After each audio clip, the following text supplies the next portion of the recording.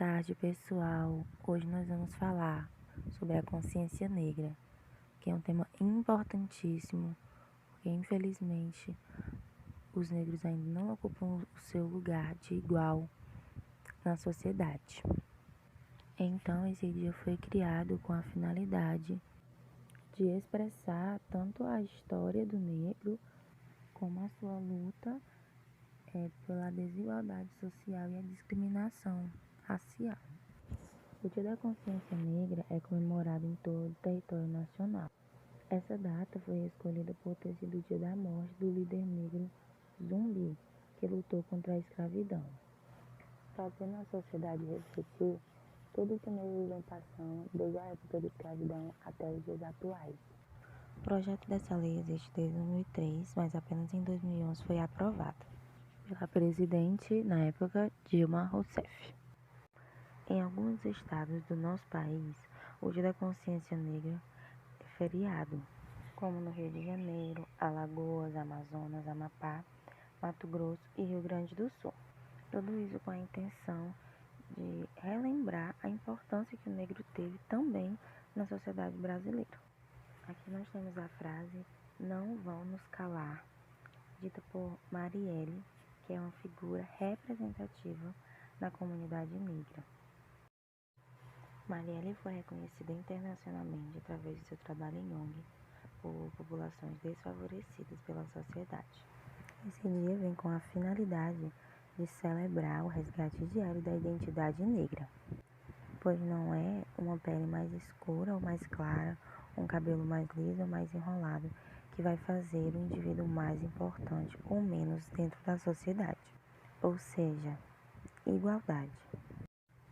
Após a abolição formal da escravidão no dia 13 de maio de 1888, assinado pela Princesa Isabel, a busca pela igualdade por direitos do negro jamais cessou. Os primeiros africanos trazidos para o Brasil como escravos chegaram em 1532, e o fim do tráfico negreiro deu-se em 1850 pela Lei Eusébio de Queiroz. As diversas nações africanas, quando chegaram, não se reconheciam como negros, e sim como bantus, alças, nhames, fulas, canebuns e outros. Essa exclusão que os negros sofriam e sofrem até hoje, através de muita luta, foi aos poucos se diminuindo, e o negro foi podendo se encontrar em lugares como no esporte, artes, mas ainda não tinha acesso à universidade.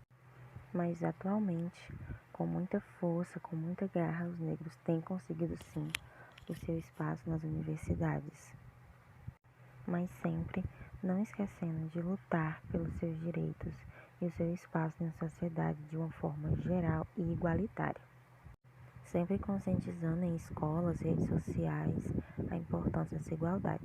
Diante disso, a criação de um dia comemorativo é uma forma de lembrar a importância de valorizar um povo que contribuiu para o desenvolvimento da cultura brasileira. Então, no dia 20 de novembro é celebrado no Brasil o Dia da Consciência Negra, e essa data foi instituída oficialmente pela Lei nº 12.529, de 10 de novembro de 2011, adotando dessa forma no calendário escolar o ensino da cultura afro-brasileira, onde durante todo o período de novembro, diversas atividades e projetos são realizados nas escolas de todo o país para comemorar a luta dos afrodescendentes.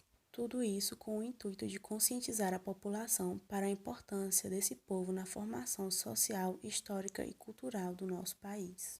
A data escolhida se remete ao dia em que foi morto o líder do Quilombo dos Palmares, Zumbi, no ano de 1695. O Quilombo dos Palmares situava-se na Serra da Barriga, na antiga capitania de Pernambuco. Hoje integra o município de União dos Palmares, nos estados de Alagoas, e foi formado por volta do ano de 1597, por escravos fugitivos das lavouras de cana-de-açúcar da referida capitania. A destruição desse quilombo foi efetuada por um grupo de bandeirantes liderados por Domingos Jorge Velho. Esse mesmo grupo foi responsável pela morte de Zumbi. O Dia Nacional da Consciência Negra é, portanto, fruto de uma reivindicação e de um símbolo histórico, E essa reivindicação começou na década de 70, quando o Movimento Negro Unificado contra a Discriminação Racial, em congresso realizado em 1978, elegeu a figura de Zumbi como um símbolo da luta e resistência dos escravos negros no Brasil durante o período de mais de 300 anos em que aqui vigorou o sistema escravocrata. A publicação dos primeiros livros a respeito da história do Quilombo dos Palmares, como O Quilombo dos Palmares, de Edson Carneiro, e Palmares, A Guerra dos Escravos, de Décio Freitas, deram exposição à figura de Zumbi. Esses livros abriram importantes perspectivas de estudo sobre a presença africana no Brasil na época colonial e a situação dos negros africanos tanto como escravos como quilombolas. Essas pesquisas também acabaram servindo de apoio para o uso político-ideológico de Palmares e Zumbi como ícones da resistência à escravidão. Esse uso refletiu-se inclusive nas diretrizes curriculares nacionais para a educação das relações étnico-raciais e para o ensino da história e da cultura afro-brasileira e africana, elaboradas um ano após a Lei 10.639, de 9 de janeiro de 2003, que foi inclusive a primeira lei federal a instituir o Dia Nacional da Consciência Negra.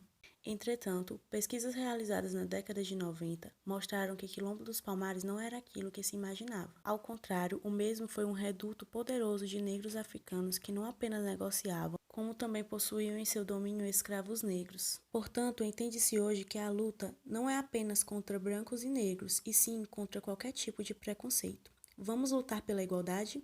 Muito obrigada.